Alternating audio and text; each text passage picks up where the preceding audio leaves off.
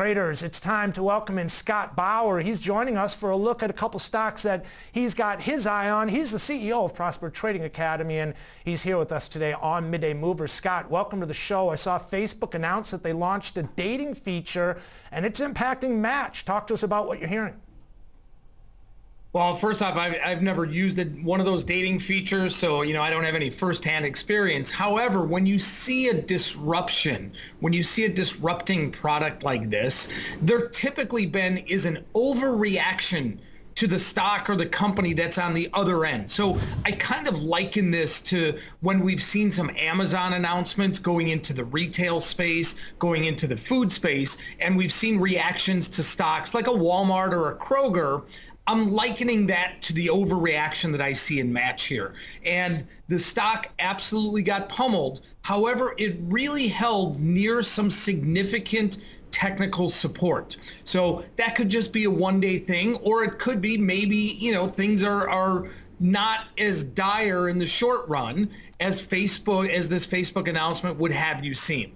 All right, Facebook currently trading up on the day by 1.68%, but and as you mentioned, in any good relationship, Scott, you got to give a little to get a little. You got Match currently trading down on the day by 5.8%, but not necessarily taking out any key levels. So you think this is just kind of the ebbs and flows and the give and take that normal, healthy relationships are. In this case, we're talking about the give and take here in terms of its potential market share, I guess it would be in this case, could potential be the subject of the give and take here.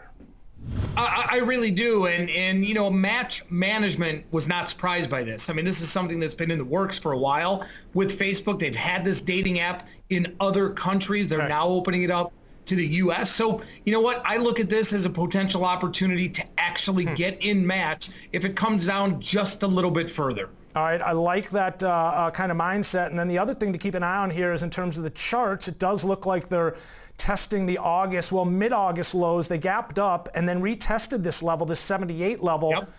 Right back to this area again here. This is going to be a key level to watch here. But yeah, if they pull back, Scott, it looks like there's some congestion around the 68, around the $70 level to keep an eye on as well. Now, I wanted to get into a couple retailers that were on the move. It looks like you took note of the fact that Gap and other retailers were up on the day. What's giving them a lift?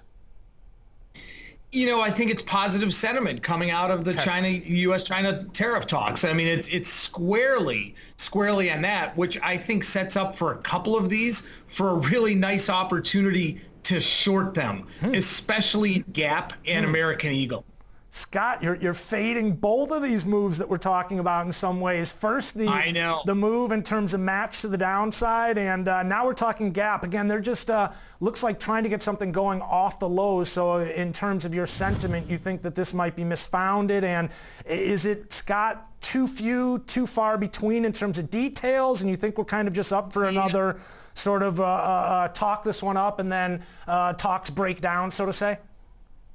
I mean, listen, in Gap stores, I'm more bearish in there than just about any of these other retailers. Okay. They're trading at, we're just trading at its lowest level since 2011. Their comp store sales were brutal, and their money center brand, Old Navy, they actually had to go through some really, really heavy discounting in the second quarter because, they overbought. They had too much merchandise. So, this rally today that we're seeing in there, maybe it's just a relief rally. That's what I'm looking at there. And there is, again, a technical spot here, significant resistance right up around 1790. So a tad higher than where we're trading right now, I think would be a great opportunity to have a short position in Gap. All right, noted. A bit of a relief rally, maybe a little bit too much too fast. Definitely getting some a lift on the optimism from China, U.S.-China trade talks, and sounds like you think they have some bigger issues that they have to deal with, though, and this is potentially a bit of a sell area. I'm noticing, and we actually took a look at AEO.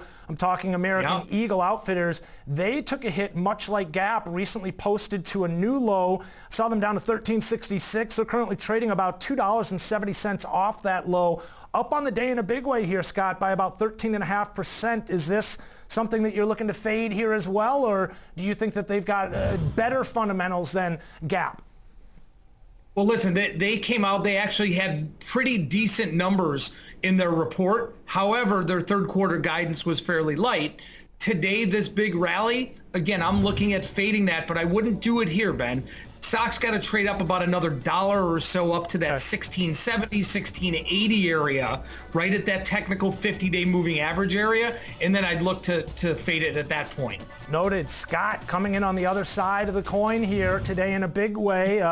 I hope you had your Wheaties today because this market's definitely exhibiting some strength here. Not necessarily something I'd want to get in front of. We've got AEO currently trading up on the day by 13.5%. Retailers enjoying the bid and some optimism associated with U.S.-China trade talks. Scott, hey, really appreciate you joining us here on Midday Movers. A great look at a couple stocks, and we'll keep our eye on them. Traders, that's Scott Bauer. He's joining us from Prosper Trading Academy.